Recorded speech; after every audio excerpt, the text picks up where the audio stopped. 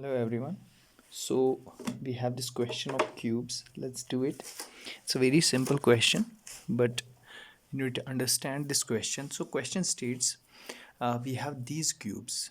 This we have a dash, we have two dots, we have a single dot, then we have a dash, then three dots, two dot, single dash, three dots, four dot, cross, two dots, and a single dot.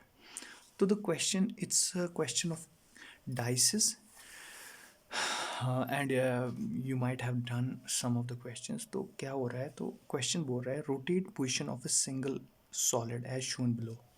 The various faces of the solid are marked with different symbols like dot, cross, line.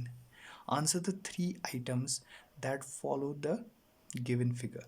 तो पहले हम देखते हैं हमारे पास कितने symbols हैं. हमारे पास है एक डैश, एक single line is there, then we have a dot, then we have two dots, then we have three dots, and then we have four dots, and then we have a cross.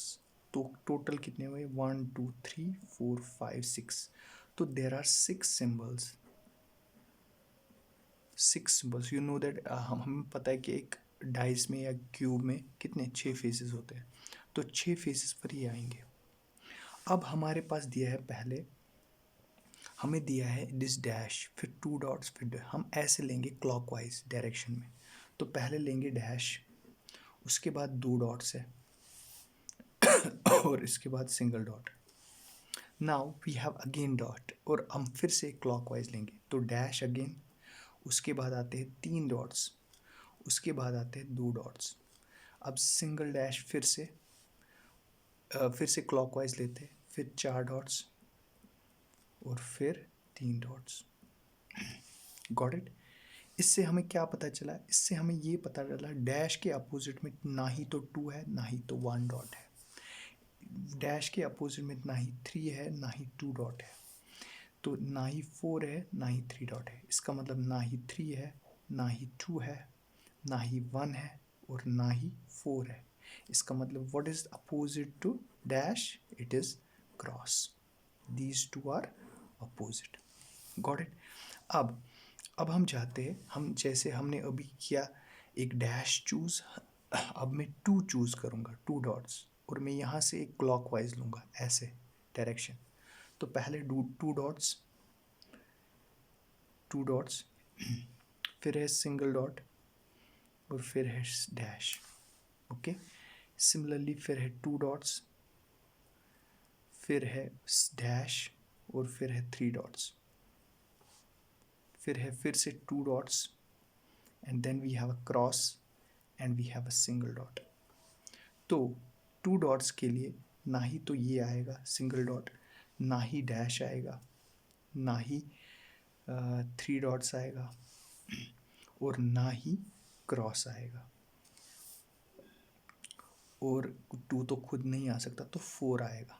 What is opposite to two dots? It's four dots.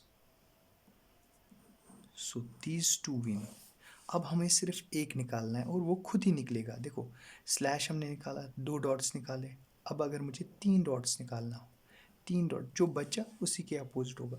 बचा क्या यहाँ पर? यहाँ पर बचा, देखो three dots हमने लिया, यहाँ पर बचा क्या? Single dot. तो सिंगल डॉट इसके अपोजिट होगा. Got it. तो now let's go to the question. What is the symbol on the face opposite to that containing a single dot? Single dot के अपोजिट वाले फेस में कितने dots आएंगे? Three dots. Done. What is the symbol on the face opposite to that containing two dots? हमारे पास two dots है, इसके opposite आएगा four dots. Done. What is the symbol on the face opposite to that containing the cross? Cross के opposite आएगा single ये line. तो डन. All the answers are done.